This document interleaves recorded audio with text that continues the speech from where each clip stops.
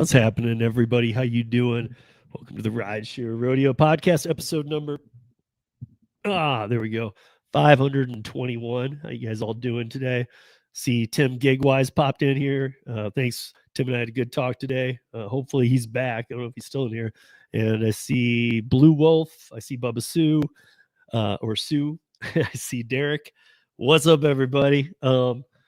Got some things to talk about for sure. I don't know who's over on the vertical side. You guys, this might be the last time I run the vertical. I'll probably run it and I'll keep it unlisted so that none of you see it, but I might use it to cut up over for TikTok or other things like that. But I think it's confusing. I was hoping it would be something that led people to this one, but I don't even know if I put a comment into the chat and I pin it to, I don't even know if I can pin it on the vertical side. So I don't know that what my hope was can even be happening. I would even turn it off now, but I had already set it up this way. What up, Gig Star?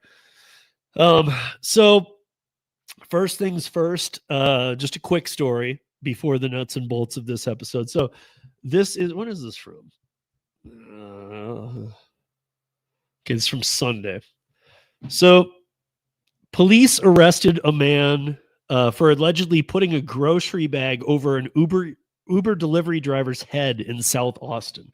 This is weird, you guys. So again, it comes down to an alcohol delivery. And no, the person was of legal age. And you're going to hear, it's not a long story, but it's just weird. This is why I say don't do it. Even if it's legal, you're not ready to do it. And it's not worth the extra. I mean, you're not making $100 compared to $5. It's at most $2 to $3 more, maybe. But so the Uber driver was delivering food and alcohol to a home in, well, I don't really need to say it's in Austin. For those of us that don't live there, it doesn't matter. And at the door, the driver asked the customer, who has now been identified as 31-year-old Joshua Hort. So he is of age. So he came to the door, and he was asked to provide identification due to the alcohol. Hort's mother came to the door because he couldn't find his ID. Now, the way I've been reading this in multiple articles is that he, the way I see this is he might have already been drunk or at least on his way, but he couldn't find his ID. His mom, who lived there, came to the door and she offered her ID, but it was expired. So the driver asked for another form of ID. First of all, again, why you need tips training? Because why are you asking for another form of ID? If, like, what other forms of ID are you going to accept? They have an expired driver's license. He can't find his license. So what else are you going to do on these apps? So, but when the driver asked for another form of ID, Hort the guy, or allegedly, said, "I got you," walked up to the driver and placed a plastic grocery bag over his head. I'm only laughing, guys, because these are so ridiculous, but the point is to demonstrate, don't do these alcohol deliveries. They're not legal. We've been through this a million times. You guys are, and those of you that do it are risking way too much for nothing. That's why I say go get certified in your state, go get tips certified and whatnot. Know that you're able to do that, because I think the tips certification would scare you away alone. It'll make you think, dude, I'm not going to do this for $3-4. No way. Because it'll put it into perspective what you could lose. But police arrived at the scene. The driver told them that Hort had put a bag over his head and that his top lip had been struck in the process. And when the police went up, Hort appeared to be crying, saying that he didn't even know why he put the bag over the driver's head. It was just in the moment. So to me, that's a sign of drinking or drugs prior to the delivery getting there. I don't really know.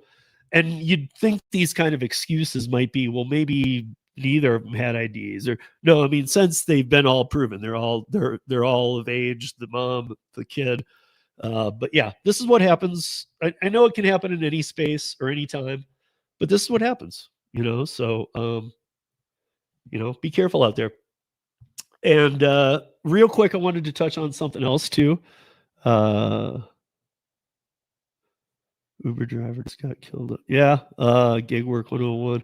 Yeah, you know, I will talk about them when there's something unique, but if gig work 101, if anything, I wish I had been keeping um a database with Torsten, the rideshare professor. Him and I have, we don't talk all the time, but we talk enough. And when him and I first did a piece together, we did it on this type of thing like 4 years ago. And even since then, I wish him and I had been keeping a database, just because I mean, his channel alone might be the database because he usually talks about all of these. So to me, when I see a comment like that, I I had literally in the news today, I saw all kinds of them. Like it's not even a daily occurrence anymore.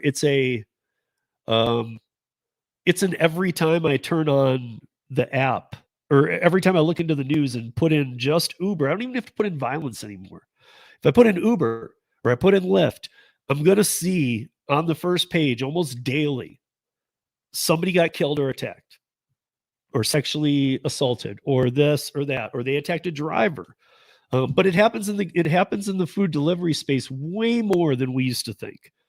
Um, the people were after the passenger. Huh. Yeah, I mean, I guess I don't want to say I'm like immune to it because I'm not. In fact, it makes me sick. But it.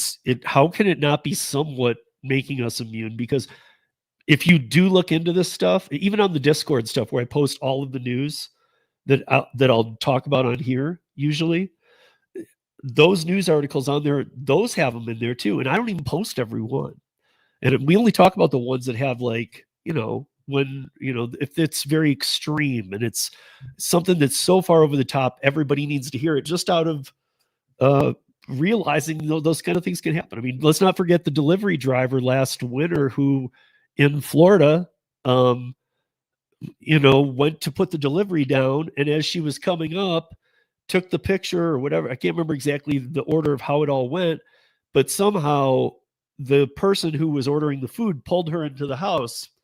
And I think either the delivery had been completed or he completed it or somehow. So the app wasn't even recognizing her, not that it would have done anything, as being absent. It saw it as a completed job. And it ended up being that he dismembered her into like 42 pieces and he got caught. But he pulled the driver in. He was ordering a driver, not the food.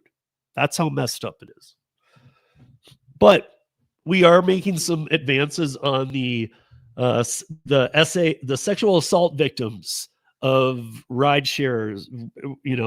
Whoever you are, we've seen some, but I don't want to get too far into this today because I have a big topic. But here is like one of the first firms down in Florida that will take these. His name is Jason Turek Esquire, and he is if you've been sexually assaulted in Florida, you need to call him and he will represent you. I mean, I'm sure there's a little background he's going to want to do, but he will represent you. This is one of the first things to do it. But here's some of the weird points that I took away. So civil lawsuits for rideshare assault survivors. So this is on his website. For Uber and Lyft to be civilly liable for sexual assaults that occurred during the rides, particularly if, and then he has these 3 points. So I'm going to list them. And it's really sad that these have to be in there. But so like if you're sexually assaulted and you don't see one of these 3 points, like you're not supposed to call him, you are. But I think he just doesn't want to get overloaded by everybody who's claiming anybody did something to him because there's a lot of misclaims too. But so he's saying particularly reach out to him if the driver has a prior history of misconduct or criminal behavior. That's weird. That's weird to me. Sexual assault is sexual assault. Why does it matter if he's got a prior? I mean, I understand that it helps the lawyer's job a little, but that's pretty reaching. The rideshare company failed to properly screen or monitor the driver. I would assume that clause right there, almost everybody meets. I don't know. I mean, like we already know they use Checker. I mean, I don't even know if that's enough. That might be enough to just go into court and go, they use Checker. Of course he wasn't done right. He wasn't screened properly. I could go in as a professional witness on that because when I was with ParaWorks, I worked with Checker. I'm not just making the joke. I had to work with these idiots. And they do the worst. I mean, they do what you'd expect when you go out and find the cheapest thing possible to do something. And that's what happened. And then the third one is the assault occurred during or immediately after a ride arranged through the app. I kind of get that too, but like, what if, we've had, I guess if you're not familiar, we've had a lot of cases where somebody drops somebody off at their house, notices they're just drunker than can be. They go in, and then the person comes back later. So to be honest, like that's another reaching one, because why would it have to be immediately? If the person scoped them out, saw they were drunk, knew where they lived, and circled back around 10 minutes later, that to me is still the app did it. But yeah, so, and then he's listing all the things that you can get here, and he's got his team that can get you through it: medical expenses, therapy, mental treatment, pain and suffering, lost wages, emotional distress and trauma, and the steps that he can take: seek medical care and counseling, report the incident to law enforcement. He's starting to get all this down. It reminds me of like when, there's others now that try and knock off legal rideshare, but legal rideshare is still the best. And that's not a paid advertisement, guys. That's just because any one of us can put legalrideshare.com in our head, in our phone as a contact, and hope you never need to contact them. But if you ever get in a gig work situation, doesn't have to be rideshare, any gig work situation, you can reach out to legalrideshare.com and tell Bryant that you want a free consultation. He will give you one. And he is nationwide accepted to be able to work with these cases. He's been around so long doing it. He knows all of the lawyers in the other states that you guys might be in. So, I just wanted to say that finally a law firm has popped up about this. So I don't like a lot of it, but I mean, it's better than having to have these class action lawsuits that we're getting nowhere. So finally, this is part of why DoorDash had the super underperforming quarter, Q3 in 2025, but Uber wasn't that far off. A lot of people misread Uber's. It's like, well, looks like we're not doing too bad. Yeah, except for you have more criminal pending lawsuits than not just, I mean, of course, as the company grows, but like triple what you ever have in any given year. This year, you have that many cases, 3 times any other year. So when people claim, $5 million, that's a drop in the bucket to these companies, that doesn't even affect them. Or the $17 million that DoorDash just had to pay out to Chicago, that's nothing. That's a drop. That's a parking ticket to them. No, it's not. If you guys think that's a parking ticket to DoorDash, who is now still down, by the way, I mean, they're down now they fell under 200. That saw today they were at 187 near the close. So they're down like 37% of their value in the past 45 days. I don't know. And there's a reason for some of this, there's also this, and then we'll kind of go into the full topic of the day. And if you guys want to interact and have questions, please do. Hopefully, if you guys are on vertical, come over to I see that some of you are on vertical, I think. Come over to the horizontal side. All you got to do is just touch the Rideshare Rodeo icon. I'll get rid of this nightmare in the future, but touch that and come on over. You should see all the other videos pop up, and you'll see 2 thumbnails for this one live. Jump on this one because I don't know what happens over on that other one. But so, okay, legal action targets the Uber AI pay model. Now, remember, it was briefly spoken of on the roundtable last week, but let's not forget that and I know we've talked about this. You might be like, I thought we've said this before, but it's a done deal. It took a long time. In 2023, the lower high court of New Zealand passed that in no way, shape, or form was any Uber or Lyft or Uber Eats or anything driver a independent contractor. They said under no means in New Zealand, under no means in this country are you guys not employees. So Uber fought it.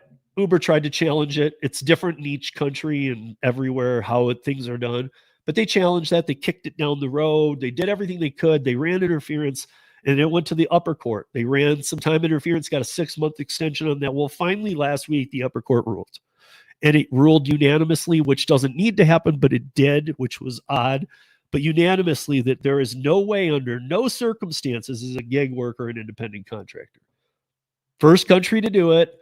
And as of the end of this legal session that they have, it's a little different than America. It will be instituted. So they get sick leave, they get paid time off, you get maternity leave. And again, in some countries like New Zealand stuff, I think you get like 2 months of maternity leave. So you're actually allowed to be with your child for a couple months. But they are full-blown employees here in about 3-4 weeks. We've never seen that, and it's going to be something to definitely watch, because even though it's just New Zealand, other countries will adopt it that are socialist-ish, however they're define themselves. But this is going on over in the UK right now, and this is actually a huge deal. So legal action targets Uber AI pay model. So we talked about this a little bit too, and I'm probably going to do a 13 on this. If not, I'll do a video on this at least, because I have a much bigger article that I was working from last time. On Thursday, I was looking for this short, brief article to give you a taste, and I actually started reading from the big one, and we just didn't have the time. So, but let's see. Uber has been confronted with legal demands to halt the use of AI-driven pay systems after accusations that they have reduced drivers' incomes. The Worker Info Exchange, which that's a nonprofit over in England, but it's a big one, and they handle a lot of big cases. They do things for Parliament and for other things like that, and even into other parts of Europe, like they're over in Amsterdam, which is another high court, and things like this. And they got together, the WIE, the Worker Info Exchange, and they decided that they alleged that the ride-hailing firm breached European data protection laws by varying pay through algorithms. This gets very interesting. So the research, they outsourced the research, and they outsourced it to Oxford University. I'm not going to question Oxford University. You know, if you would have researched it to some Uber propped up college over in Europe, yeah, then we have a problem. But if you're going to research it out to Oxford, yeah, let's talk. So they used Oxford, and the indicates many drivers earn less per hour since Uber introduced dynamic pricing in 2023. And this is where I got thrown a little, because I was like, 2023, I've been doing Uber since 2014. There was a split till about 2016, 17. And then when Dara stepped in and became CEO after he left Expedia, and when Travis Kalanick stepped out or was pushed out, that's when the dynamicness really started coming into play. But I think what they're saying is that's when Uber admitted we do dynamic pricing, because there became a point where it was like, what do you do? Like there's no fixed rate, not of even the take of how you're doing it with the customers. There's no rhyme or reason. So they're saying since the 2023 acknowledgement of Uber saying that you know, we have dynamic pricing, which adjusts pay and fares based around demand. So it's like surge, but it's going on all the time. The problem is we can't let an algorithm do this all the time. And, you know, the algorithm's going, okay, well, yeah, we don't, there's not enough supply, or there's not enough demand right now, or whatever, because really what the algorithm is learning, and this is what we'll get into in a longer piece about this, is I've talked about this many times recently too. It's learning you. So I had a thing that I said, oh, that's what it was. It was the audio podcast. Okay, now I know where the saying would be too. I came up with a little saying I wanted to, okay, yep. So this is kind of, I was playing with like a little tagline I could use, and this is what I came up with. So train your algorithm. Okay, the little tagline that I got now is, the algorithm is not controlling you. It is simply following the decisions you make. So again, put all the metrics out of your head. They're illegal. I know I've said that enough time, but I will never stop beating the dead horse till we get rid of it, right?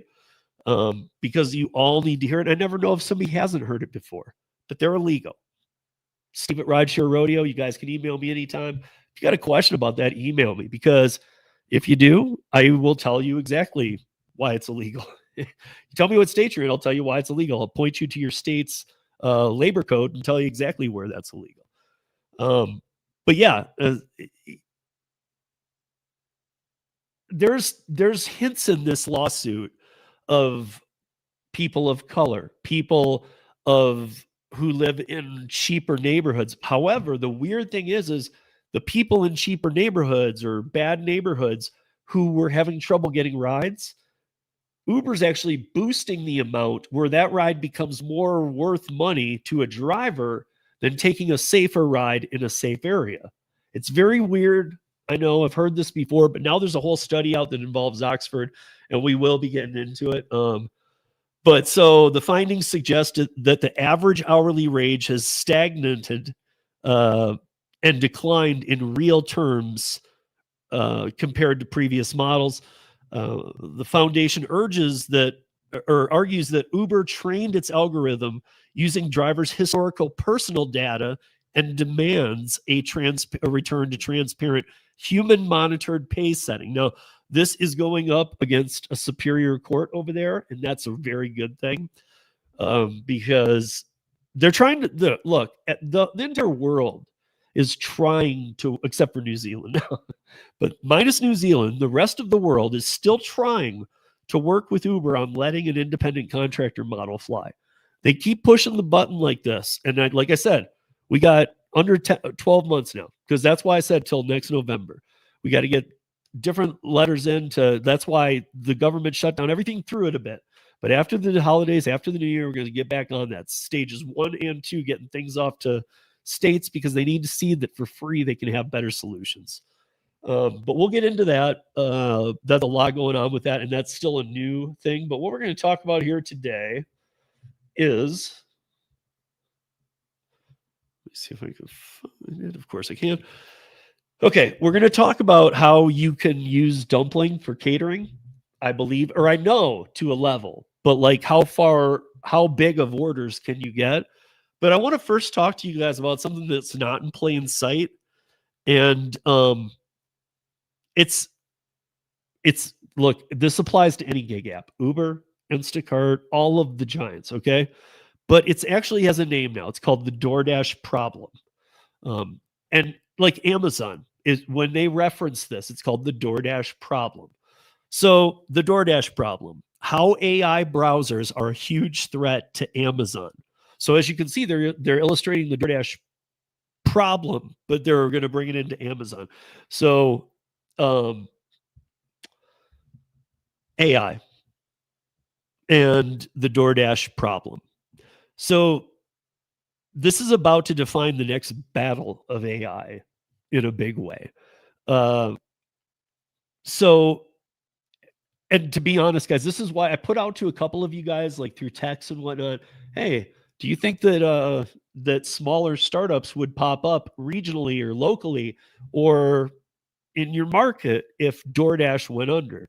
And almost everybody I hit up on this underground little poll I did between people I know who are veterans said either no, or most of them said, well, DoorDash won't go under. Because you guys need to open your brain a little. Like, I'm not saying it is, but all of you need to be aware that it could sink. It doesn't have a ton of legs. Would another company buy it? Potentially. If it was Uber, what would they do with it? Probably just burn it or leave it for some markets where the people are convinced they like DoorDash. Leave it up like they did with, like Uber did with Postmates when they bought Postmates. I mean, there's some markets. I mean, most businesses would say, you know, like, well, get rid of the Postmates, make them all funnel to Uber Eats. No, they kept Postmates in cities where Postmates was the most predominant. So, but here's the issue. So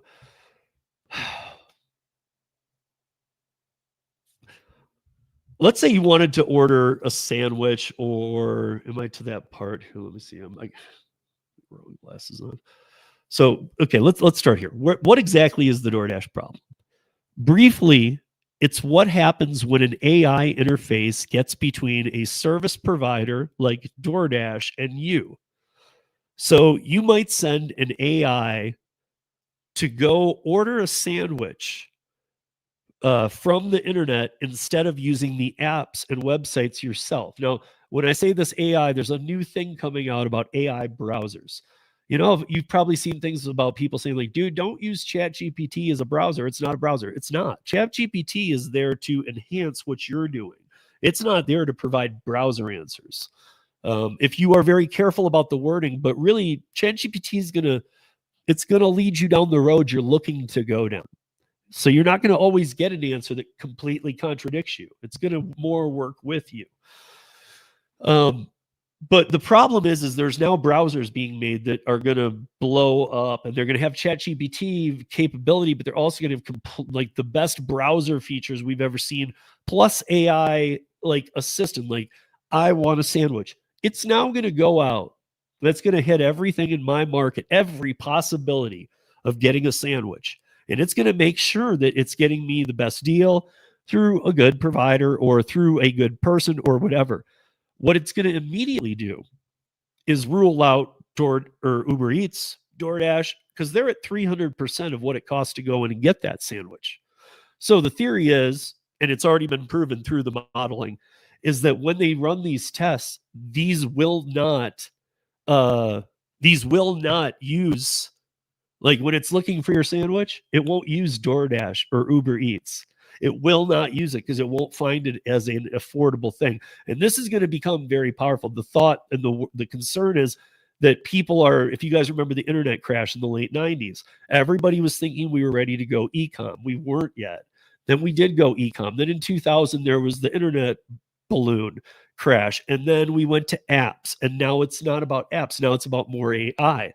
And under this type of model, if you have your own type of setup and you get in on these internet browsers as they're starting, Steve's Catering or whoever's catering or delivery or courier services or whatever you want to do, to get in on that ground level, they're going to find, and if you have a very cheap fee and you do it and you get a few good ratings kind of thing, they're going to see you as the alternative. You will actually rank above Fortune 500 companies, because those Fortune 500 companies are charging 300%. Therefore, it's not a deal. And a deal is also what it's looking for. It's not looking for the cheapest, worst thing, but that would mean things like user reviews, ads, loyalty program, upsells, and partnerships would go away. AI agents don't care. The AI agent is who would be finding you your sandwich instead of going on DoorDash. So you wouldn't open up DoorDash and go, what am I going to... you would just tell the AI, I want a Reuben, or I want a roast beef, or I want a turkey sandwich today. And I don't want it from anywhere I've had in the past couple of weeks. So your AI assistant would know this, and it's going to be free through the browsers and all of the browsers. So I mean, like, this is going to be integrated, and it's going to have this all locked down. It's going to say, okay, I got you. It's going to go find your sandwich.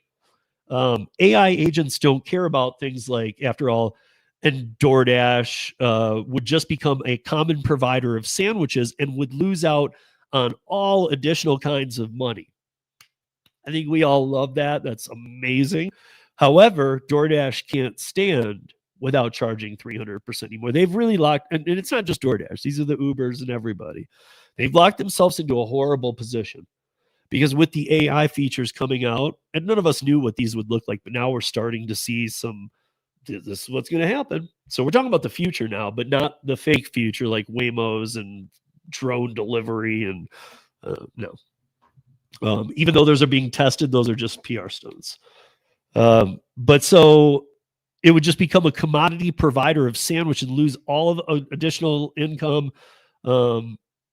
So when you can take, when real people open your app or visit your website, you could take that 300%. But if you're using these assistants that are going to be everywhere, they're going to be so in your face that even if you use DoorDash 5 times a week, you're going to step away from it, because it's going to be able to do other things for you too. The DoorDash problem is not specific to DoorDash. It's just the example that is being used by many right now.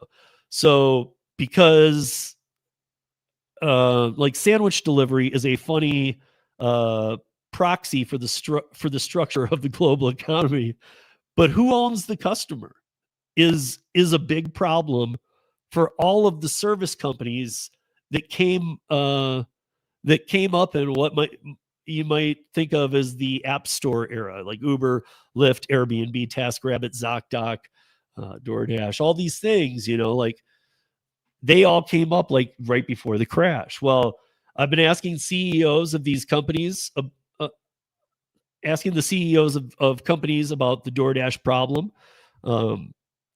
And predicting that eventually one of them is going to decide it doesn't want to give up its customers to AI and try to block agencies entirely, clearly. However, that will take them out of the mix of the AI model. Stick with me. So recently, my prediction came true. This is the person writing the article, by the way. And there's many articles on the DoorDash problem, by the way. But it wasn't a small player that decided to push back against this new AI assist. This is how big it is, guys. It was one of the biggest players of all. So a couple of weeks back, Amazon sued Perplexity, which is one of the companies doing these AIs, to try and prevent its AI-powered Comet browser from shopping on Amazon.com. A move Perplexity has characterized as bullying. Yeah, no shit. I mean, Amazon bullied everybody into opening a store on Amazon and selling their stuff through Amazon. You can't do it on your own anymore. You got to come over here with us. That's bullying too. So now Perplexity has a way to go. No, it's not.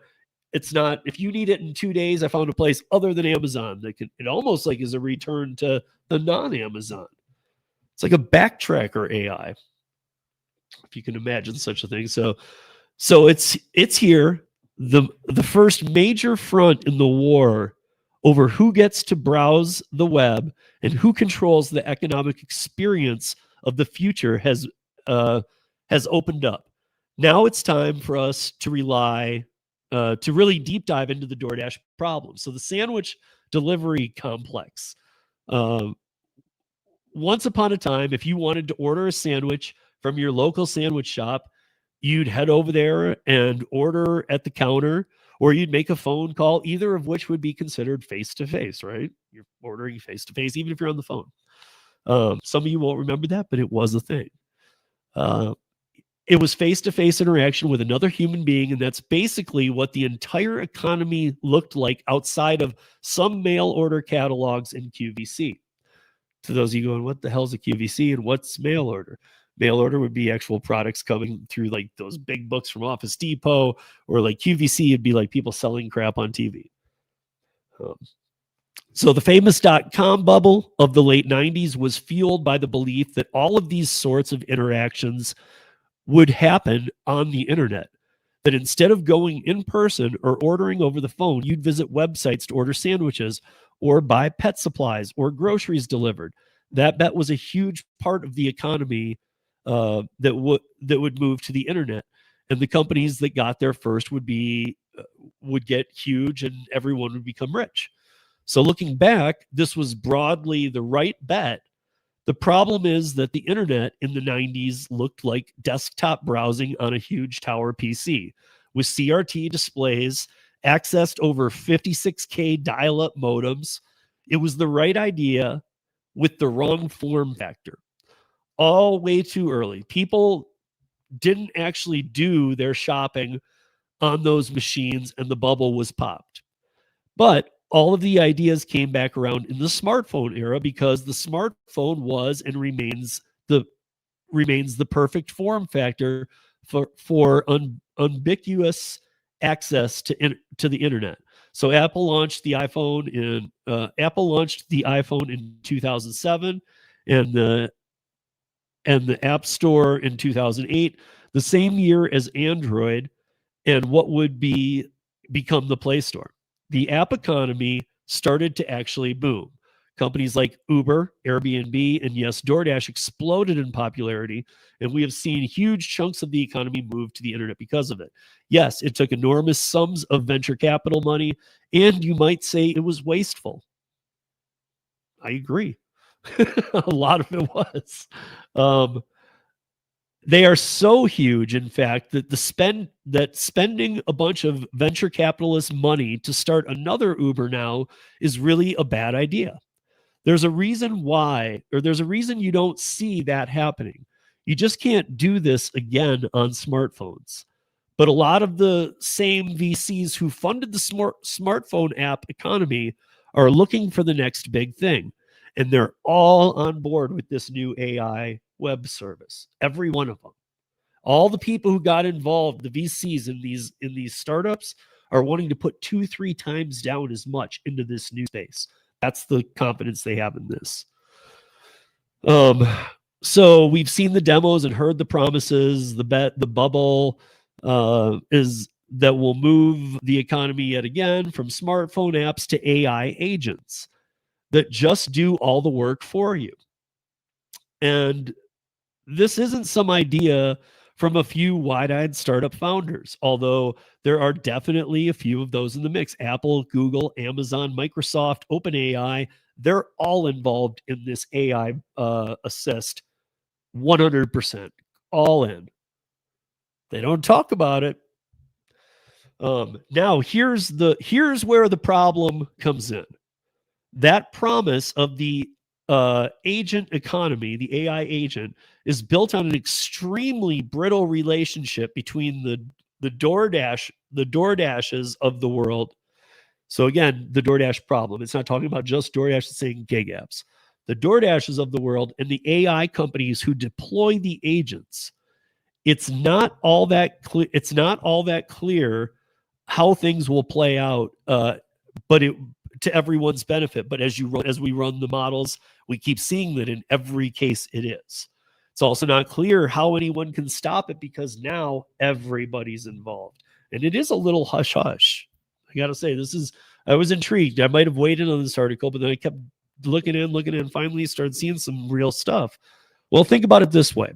It's easy to build an agent that can go get you a sandwich if you simply assume that DoorDash exists, right? Because it can go to DoorDash and get it for you. That there's a company building and maintaining a big database of restaurants and menus, another database of available drivers, as well as the ability to take your orders, send it to the restaurant, process the transaction, get a delivery person all lined up in time, and handle customer support if something goes wrong. But if people stop using the apps, which, by the way, is happening, we always need to take rideshare out of the mix because it's a common service that is global, that people will at the hard times for food delivery, they'll go, rideshare still popping, even if they're not in rideshare. So you can't really, let's try and keep that out of it, even though it is part of it. But the other apps, it's a lot of B2B starting to happen. But as far as people, they're not excited by the apps anymore. Because DoorDash and all of their service providers make their money by having a direct relationship with the customer, they can monetize in lots of ways. I think we already are affiliated with many of them. And that can even be as much as what a customer sees when they open the app. Like, here's the thing. If you guys don't ever open, I don't use DoorDash, but I use Uber Eats occasionally, rarely. If I open Uber Eats, in the upper left-hand corner of my app when I go into it, is going to be a restaurant. That restaurant is what they call primo location. That is where your eyes go. That is the primo location. And it's kind of like a Google search. How deep into this are you going to go? Some people do, but some people don't. Because they use all these different, so that's money. They take money from smaller restaurants. There's so many different ways that they are selling our data, this, that, the other. But it's basic stuff like promotions, deals, discounts, ads for other stuff, their own subscriptions like Dash Pass or an Uber One, and whatever other ideas they might have to make money in the future. These are all, to me, scams. Even the Dash Pass and stuff, not worth it. But AI doesn't care about any of that stuff. The AI assist, in fact, it's been trained to overlook it. It's not even looking. It doesn't care. It's like, I don't give a shit what you're doing. Okay. It's just looking to accomplish the task. So if you ask for a car, if you ask for a car to the airport, an AI agent or an AI might just open Uber or Lyft and always pick the cheapest ride. These big app store era services might just become commodity databases of information. And this is a reality that a lot of people are talking about. So they might just become commodity databases of information competing on price alone. Can you imagine this? Can you imagine if we already don't know what they do anyway. They're nothing more than a switch provider. Here's an offer. Here's this. They should be on a 10, 15, 20%. A lot of people don't understand the economics. It doesn't take a lot to run these companies, but they should be on a fixed, like we should know, we get a fixed amount. You should be transparent, all this stuff. But so if it's just looking for Uber and Lyft, but then these big app store era services, commodity databases of information competing on price alone, which might not actually be sustainable, even if it might be the future. In fact, there was an article. I'm going to put the link to this article and to one other on this topic. Both are worth reading. The one I put on the top is the one I'm going through today. Because there's a whole article on the DeepMind CEO, Demis Hassabis, and that is worth taking a look at. It's not a long read, but he will blow your mind with what he's doing. So anyway, just saying that turning all of the services into databases for agents might kill those services. Meaning how can Uber and Lyft survive? Let's keep it on the Uber Eats and DoorDash, or anyway, let's do that. How can they survive if they have to constantly do what they've done to us and drop prices to be lower than the others, so the AI agents are only ordering from them? Because we always said race to the bottom for the drivers. Well, now it's race to the bottom. It could become very quickly race to the bottom for the food delivery apps on what they need to charge. So they might have to, they could be losing money. We've seen them do it before. And then, what do the agents do? So if turning all of the services into databases for agents might kill some of those services, then what do the agents do? That is the DoorDash problem. So the agents are coming, the browsers are coming. It's fully there. And every company that we know of is investing in them. You know who isn't investing in them?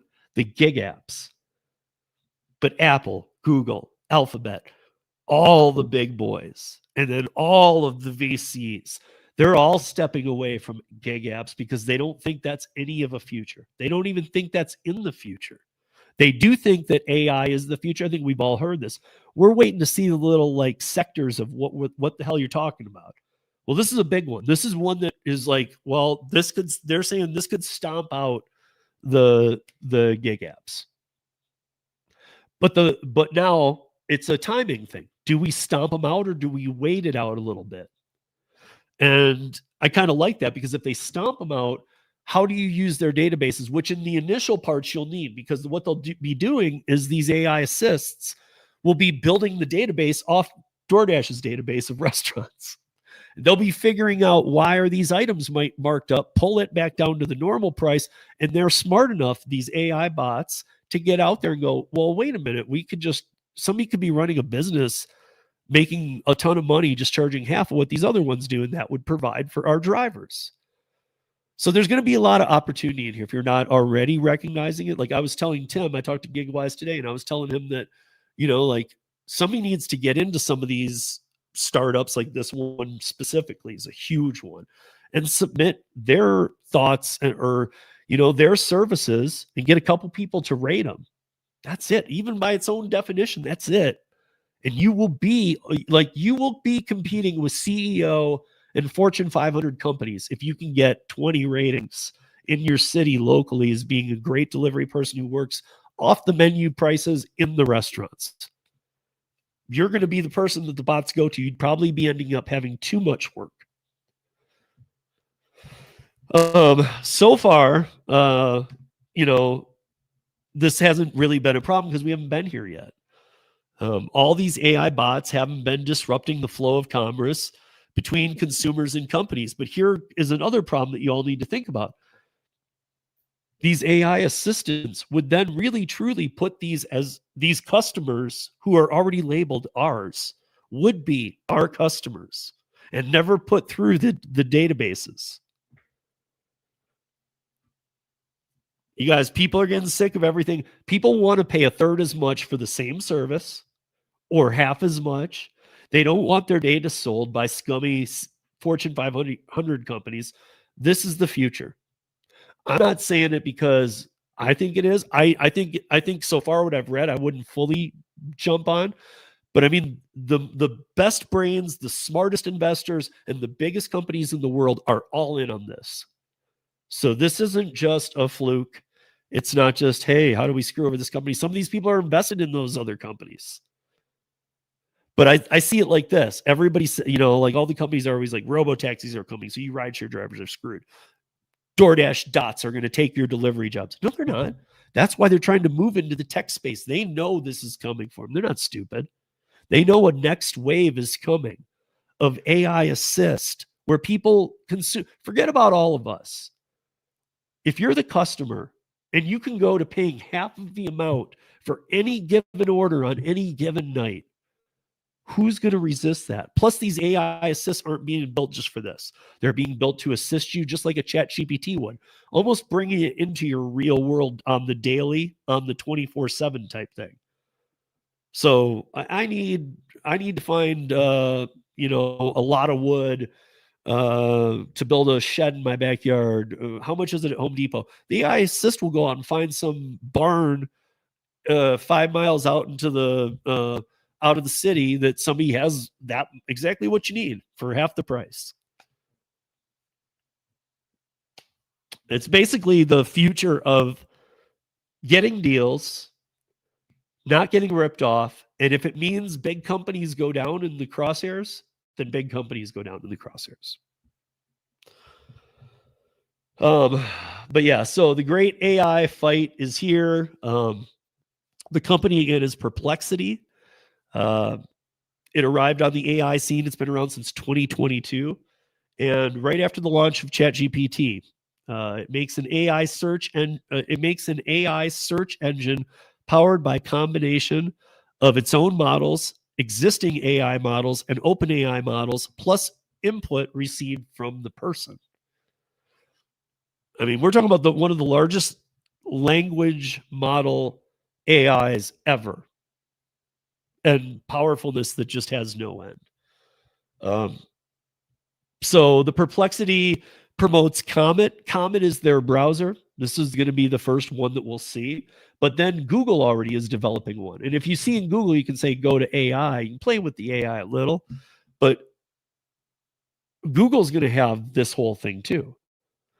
But Comet will be out first, and it's the browser that works for you. And much like Google or Microsoft Edge with built-in Copilot, Chrome with its deep Google Gemini integrations, and now OpenAI's Atlas browser, it's an attempt to rethink how we use the web and how to let the web work for us every day, even in the transactions of feeding your children, getting groceries, getting food delivery, and not using these crap-ass apps. And yes, for anybody from DoorDash or Uber watching, I did not mince words there. Crap-ass apps. There you go. Crap-ass apps. So Amazon is now suing Perplexity. That's how big this is. And it's Amazon's lawsuit claims Perplexity is violating the Computer Fraud and Abuse Act, which is a controversial law, but it's still basically the big federal anti-hacking legislation. But to me, if you go through this, and it's in this article that I'll post, you'll see that it's Amazon going, well, they can't do this because this, and this. It's exactly what Amazon did to the smaller businesses. So they're going to have a hard time in court. I mean, normally you'd say Amazon will just get their way out of it. They're going to have a hard time in court explaining this because it's exactly what put brick and mortar businesses out of business. So yeah, there's a lot more. There's quotes in here from people that would normally not get involved too, like David Risher from Lyft and other people. So they're getting very concerned about this. This is not a little thing, and it's just like a lot of things. It's kind of covert right now. They don't want people doing this. They don't want them talking about it. But we know just because the first one's on its way, this isn't 10 years ago. That doesn't mean, well, we'll be on the watch for a change. These kind of changes can happen in 72 hours. Integration and things like that these days, because of AI, is amazingly fast. So when is it around? I don't know, but I'm going to keep following it. We're going to keep following the story. There is so much info out there on it.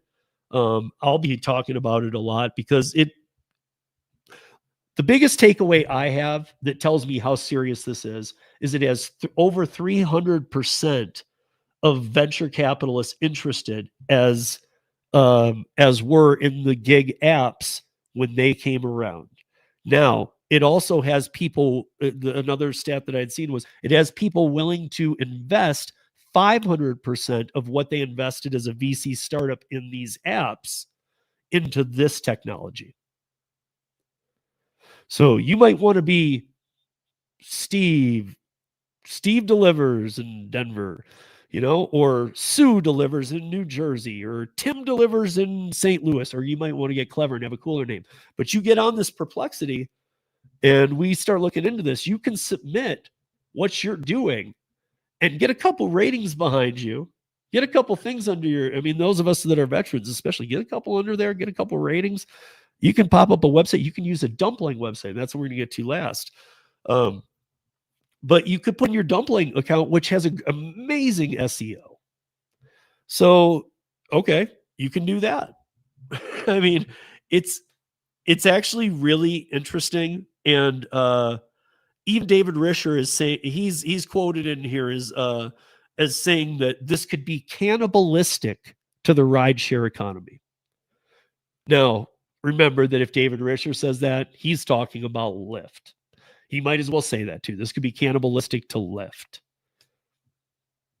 And I think Dara had something. What was Dara's? Oh, sorry.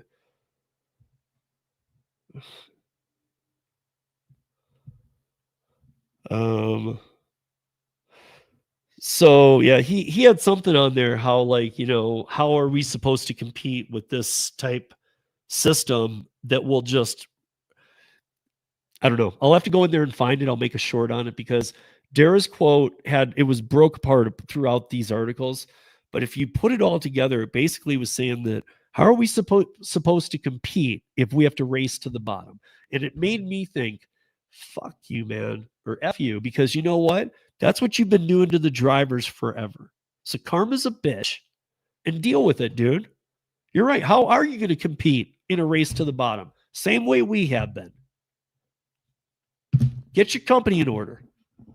Maybe if you get your company in order, if you set a fixed rate, maybe you get a little loyalty. But at this time, this is in a lot of these articles I've read regarding this, that is what it comes down to. If the drivers don't have loyalty fully to the platform, they're going to see new options that will make them more money.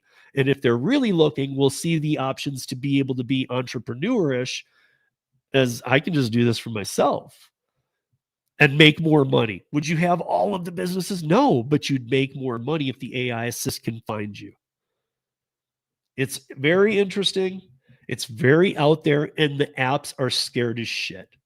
And every big company in the world is investing in it, in the technology.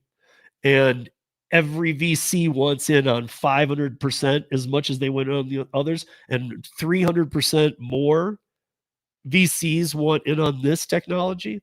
Something's going on here. We will stay on top of it again, guys. This is, like the Airbnb CEO, Brian Chesky, he's freaked out. I really didn't see anything more than his quote. I'm not really sure what he's freaked out about. I was trying to figure out what the problem will be. It'll probably be that the people themselves, here's my guess because I couldn't find it, is that like if I own 3 Airbnbs, and if you're familiar at all, the Airbnb owners have kind of got, they've had to put in a ton of fees and things like that. And so like when I search an Airbnb, I always say include all fees. Just kind of show me the end price for the dates I put in on every house. Don't make me look and see that it's going to be twice as much because the cleaning fees, this, that, the other. Just show me the full all-in price. And that's changed over the years. But if this AI assist can go look, well, then if I own 3 houses, I'm not going to let Airbnb be taking 30, 40% of every booking I make. I'm going to start letting them take 0% and let my house be found.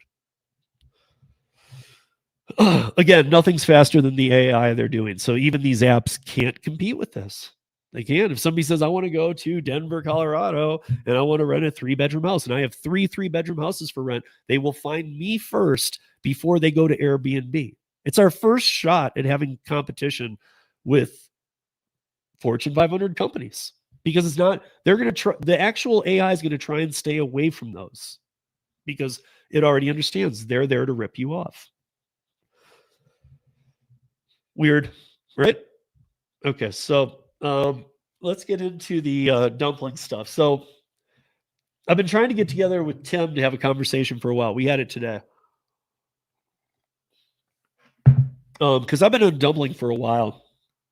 And let me see if I can try and pull up to give you guys, I don't know how familiar anybody is with dumpling.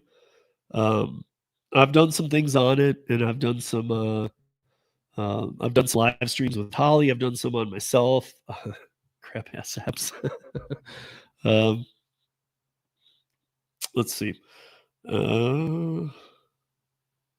Okay, so when a dumpling order comes into me, and then I'll get you into the percentages and kind of explain. I'll look at some old or just recent orders and like kind of how the breakdown looks.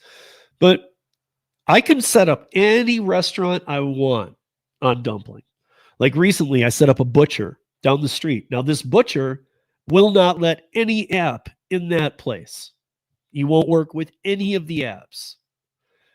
My customer wanted it from there because they go there on their own, but they have a family, they have a busy life, they didn't have time. They were wondering, can you include that? I can include as many stops you want. I can go to PetSmart, I can go to Whole Foods, I can go to Target, and you set your pricing model. I was telling Tim mine today because some people might argue that 20% is the solid number. Mine is $20 minimum at each place you make me stop, but it's 15% of an order after it passes $100. And I know right away at that $100, I've then lost $5, right? Because it's like, well, if they spend 101, if they spend 99, they owe you 20. But if they spend 101, they only owe you like $15.20. Yeah, but people that I'm telling you, people don't order like that. If people are ordering above 100, it's usually like 400 or 500. So if you're wondering, well, where does the money come from? Who gets it? The boss card gets it. I have a credit card, and my dumpling customer will tell me what they want. By the way, they don't even need to use the app to put in the orders. I have clients who take pictures of their grocery lists because it runs a $20 ghost charge on their card and says, pending until I do the shop or shops, multiple locations. But at each location, it gives me up to $500 to spend on the card. And it's not working off an app. I have to include the receipt because they get in-store prices. They get all promos, they get their gas points here in Colorado, all of that. So it's actually the opposite of every gig app. You have to include the receipt. You have to show it to the customer. You have to upload it because it's all in-store prices. They save tons of money. It has led to a ton more tips. Some people have said keep it at $20 minimum per store, but at 20% on the order. I did that when I first started. I'll say that Holly gave me some advice. Holly Camp, shout out to my friend Holly. She gave me some advice of go 20 minimum and go 15% of the total after that. And I said, but that would be taking me down a little. She goes, you're going to make a ton more in tips. I did it about a year ago, and she was spot on right. The tips are insane, or can be. Your clients love you. You get to know them. I've had Joel on the podcast a couple of times, CEO, founder of Dumpling. And he's always been, and I hope that anybody that has seen these don't think they're cheesy, but He's always, because they're not, but Joel's always been like, shopping for food is a very personal thing. Like people, and it is like when people resort to these apps, they are like pissed they have to use it. They're not happy to begin with Instacart or like a shopping app. But with Dumpling, they start to get to know you. And because it's not like, well, I can't get that item out of the app and I can't replace it unless you've put this, you can do it through the text. Hey, they're out of that. And they do. And obviously they will stay in touch with you. Like, I started the shop and they're available. And you're just like, hey, they don't have that. Do you want me to get anything else? And they're like, you just take a picture of where you're standing. They'll take a picture and they'll be like, oh yeah, I'll take that instead. Like it is that easy. You are allowed to do whatever you want to do. You just got to provide receipts and credit cards. So Josh had wondered, I think Josh wondered a while back about, or Tim, about could I do catering through Dumpling? And he was going to talk to me about it. And then I think he texted me and he said, never mind. I figured out why it won't work. And I've been trying to get in touch with him. Luckily, today we did, because it will work. Because the only thing that needs to change on the platform as it is right now for it to work is to up the amount that the credit card will allow. So maybe they just run a ghost charge of $100 on your client and let them have up to $1,500 worth of food. Again, Dumpling's covering it. And once the food's picked up, the transaction happens on the other side. And that's why I was going to tell you guys like how it works for me anyway. Here, let me pull up one. Because there are different models. You can have enterprise, you can have business where you've got multiple cards, you can have other people shopping for you. But okay, is this a good one? Here, I just want to make sure I don't show you anything that would get me in trouble. And no, okay, that's good right there. It won't get me in trouble.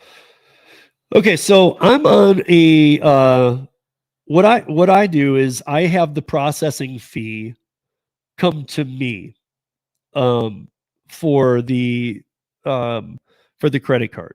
I can have it go to the customer too, but I just bill it into my amount. Again, anything you can take out of their way, it hasn't, and every time I've checked, it leads to a bigger tip.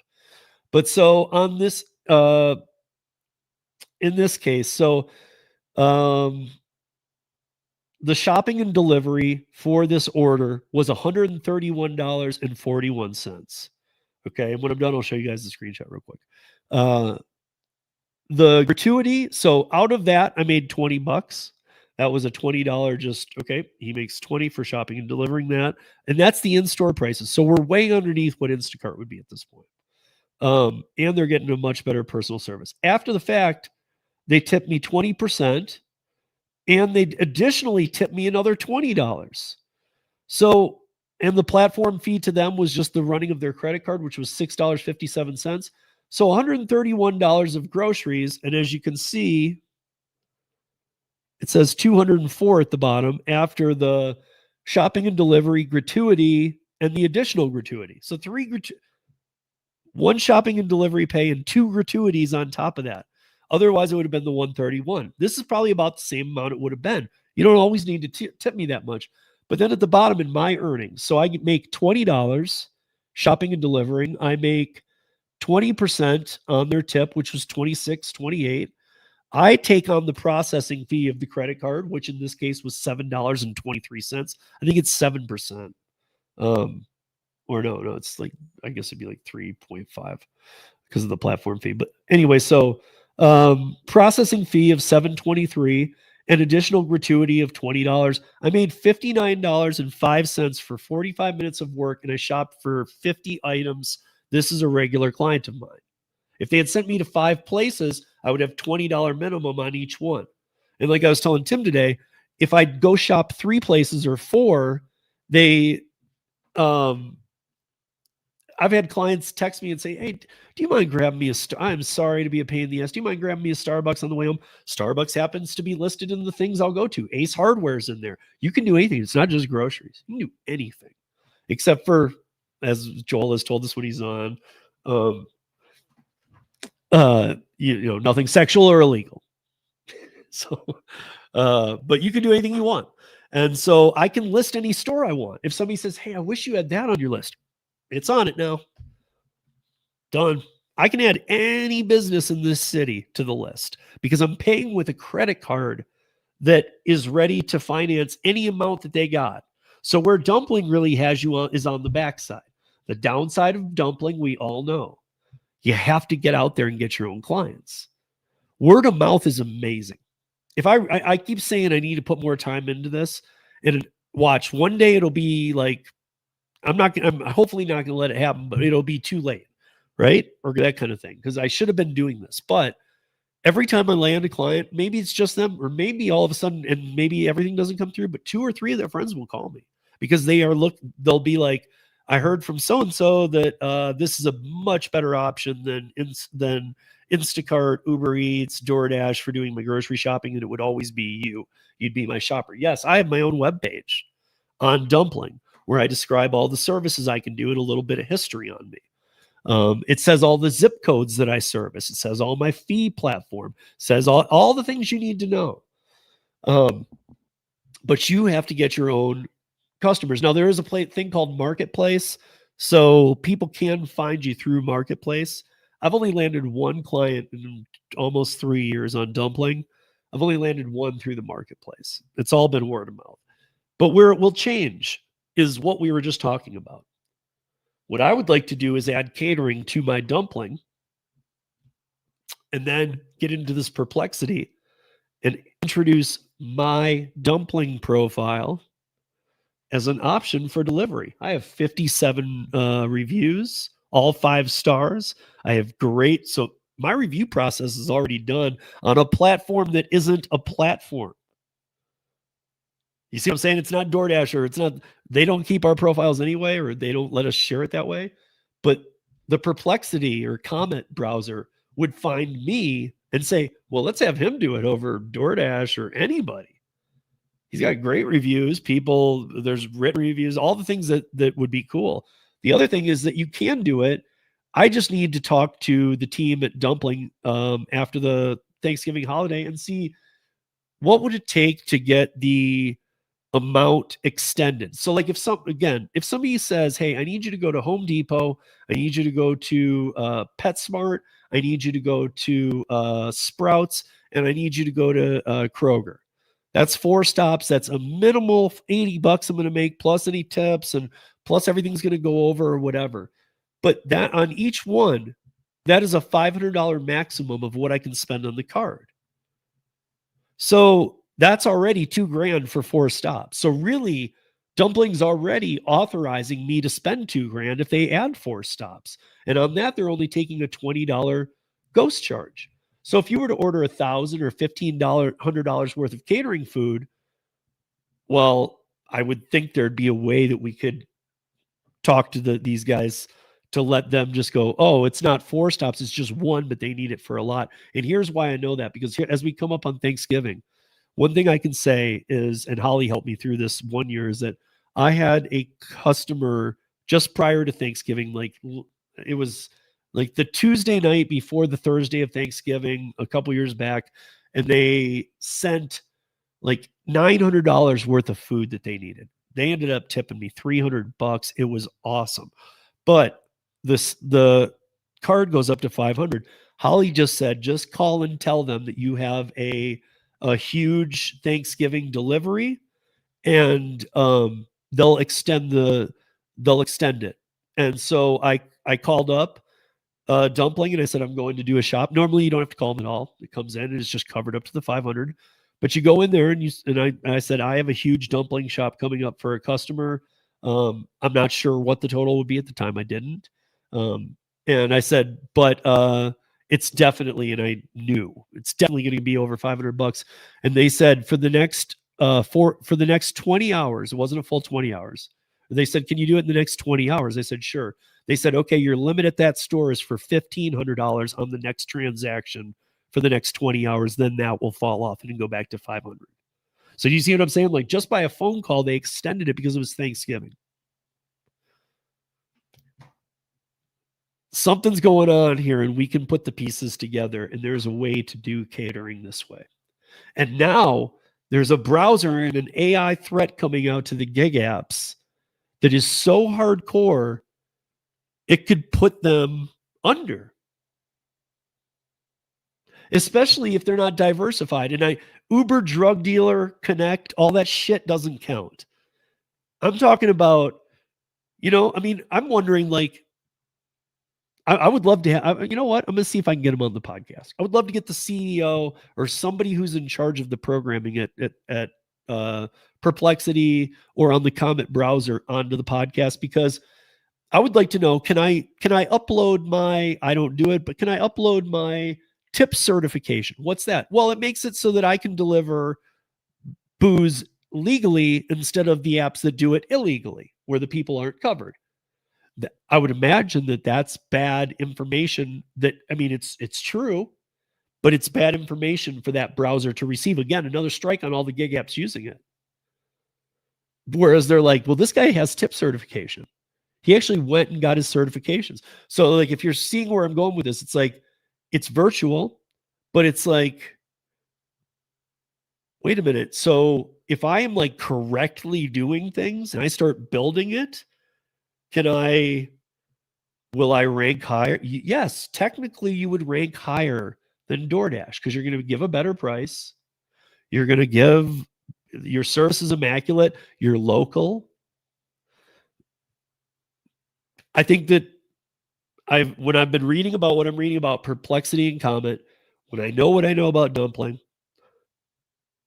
there's a way to build those two together and to let the Dumpling, you could build a website for yourself too. And you could do anything. You could have Gary build you an app. You could do anything you want and have people review you. I'm just saying the Dumpling app already exists to do it. There are many options on the Dumpling app. You can do enterprise, you can do business.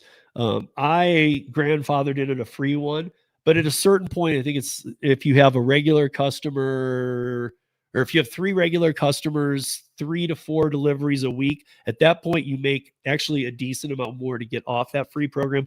I don't know if they still offer the free for longer than 60 days. I think that's what it is. And with the first 60 days on Dumpling, and again, I'm not giving you guys a code. I don't have a code anymore. I used to, but I don't have a code anymore. I'm just telling you, you can get 60 days. And during that 60 days, if you do optimize this, go out, land a client, land a family member, have them order some groceries from you, because you can go in and comp things after the fact. When I said about Starbucks, I would get even extra tip because I'd comp the Starbucks off. I'd take the $20 charge completely off. And they'd be like, oh, are you serious? And they'd give me another $40. Everything always doubled, like how they treated you if you treated them right. It's just like the old saying of business, treat all the customers with the utmost respect. And it just seems so obvious, yet every one of the gig apps that we do work for is full of it, because none of them treat the drivers, the customers, or even their restaurant partners even decent. They treat them all like shit. And therefore, I see Tim saying you're loco. No, I'm just thinking through the problem in a smart way, to be honest. Now, again, you'd have to go out and find your catering business. But once this launches, your catering business will be found too. But in the beginning, you should learn that skill. Go down in flames if you want. I did it for a few. I didn't really lead to anything, but maybe I'll do it to every damn order I take. I was just afraid to do it on the small ones. But I had a flyer that I would shove into Instacart shops saying, hey, would you rather get in-store prices from a local guy who can get you your gas points and everything else and do all the shopping you need at all the stores? Call me. Was I risking my Instacart account? Sure. But my Instacart account accounts for under 1% of my yearly earnings. And to me, it's very annoying, because if you don't have a bot in my city, you can't do Instacart. You ain't going to get shit. And that's a fact. You're going to get the worst offers ever. So is it poaching? Sure. But you know what? All these apps operate illegally. So you know what? We're independent contractors. If we weren't that, by the way, if they ever, and they can't, we've talked this through, they cannot make us employees. The model doesn't work. But if that ever changed and we were an employee, yes, you could not put in the tactics I'm telling you about right now. But as long as we're independent contractors, you can do anything you want, because They're only providing you some leads, some here's a thing, here's this offer. Do you want it? Do you want it? Really, those are your clients, but it's not how they treat it. But you can be advertising. You can be doing all this. So with that said, guys, Dumpling is dumpling.us. Here, I'll put it in the comments. And I see, Brian, I see you. I think you're in the vertical live. So I don't know if you're not seeing anybody else. So yeah, Dumpling US. I'd at least look into it. If you do the 60 days and you decide you don't want to, because I don't think you can stick it, you can't be grandfathered into the free like I was. But if you do that 60 days for free, you get Gig U University too. Or not Gig U. You get the Dumpling University, and the Dumpling University are humans who will help you. And I got to say, if you try it, use the university, because the university, these people are all shoppers. They've all been shoppers on Dumpling. They will help you every turn you have. Like, I don't know what to do next. Like, they always have ideas. They're great. They show classes, and like you could take these little seminars where you have a live person who will answer you from Dumpling. So Dumpling, all of that comes with the first 60 days. So give it a try. I mean, unless you think you're going to bang out DoorDash for the rest of your life and make $1 million, it's time to give other things a try. And there's a next new wave coming that is going to be a disruptor to the app disruptors. And obviously in the investors I was talking about, and the amounts, you can see that their sense isn't about, let's stick with DoorDash and their moving trash can robots and their stupid $100,000 dot delivery robots. And let's stick with Uber and Lyft and their BS Waymo rideshare crap for $500,000. Let's stick with that, because that'll be where it's at. They're all moving over to this other side and going, screw it, dude. This, I already can see this. I can vision this. This is it. This is it. Way more money going into it. I mean, this is, maybe this is one of the examples of how AI will benefit not just each individual or in an instance, but the whole. Like, how would we ever get out of this in the gig economy? Maybe this is it. I'm not saying it's the only way, but it's going to become a way. And the people, we all know this, the people who get in on it early will be the ones who benefit from it. So I have a Dumpling profile.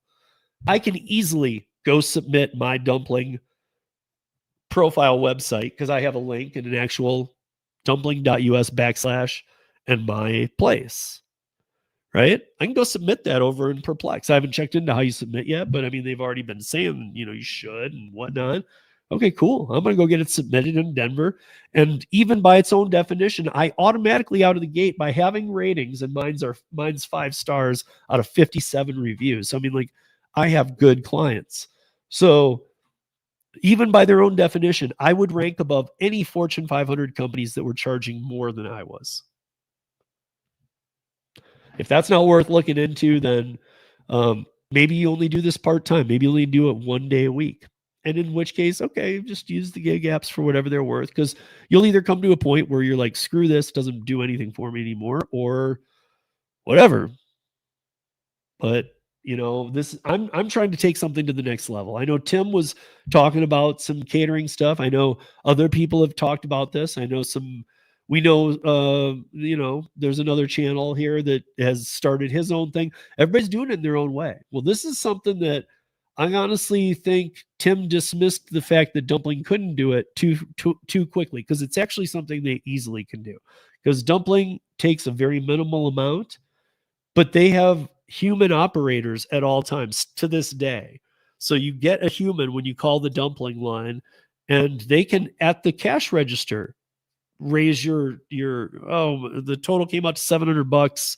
I only had the 500, and they're like, okay, yep, fixed. It's like that quick.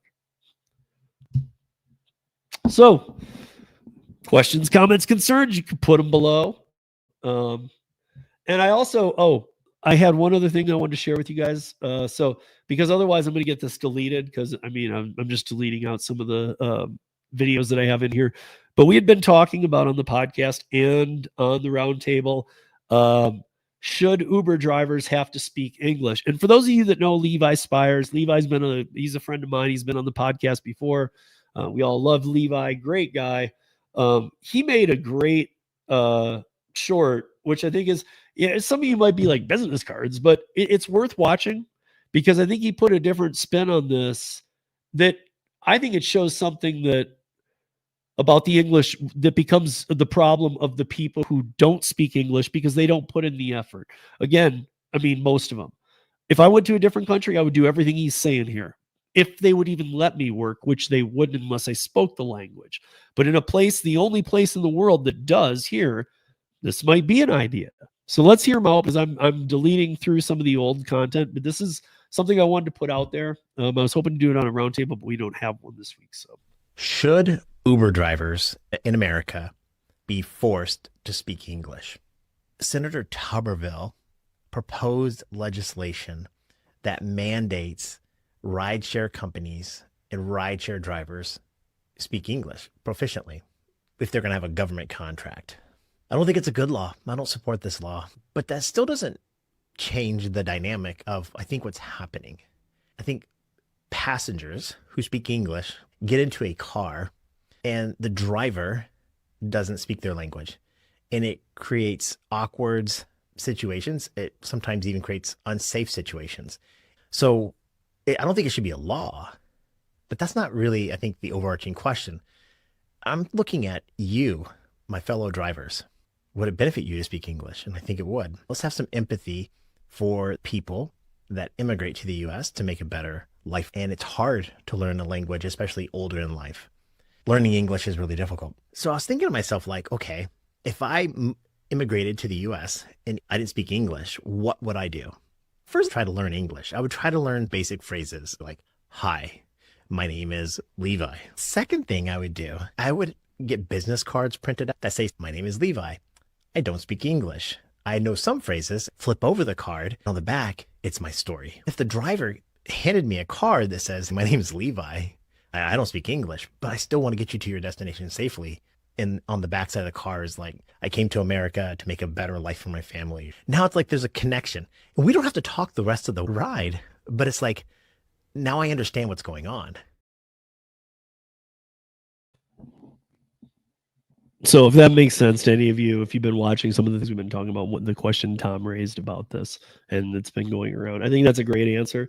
Again, it might be like, well, who's going to use a business card? But I look at it like, why are the people who don't know? One of the main things I took from that, why are the people who are doing these and don't know any English, why don't they come here and go, I should learn, hi, my name is?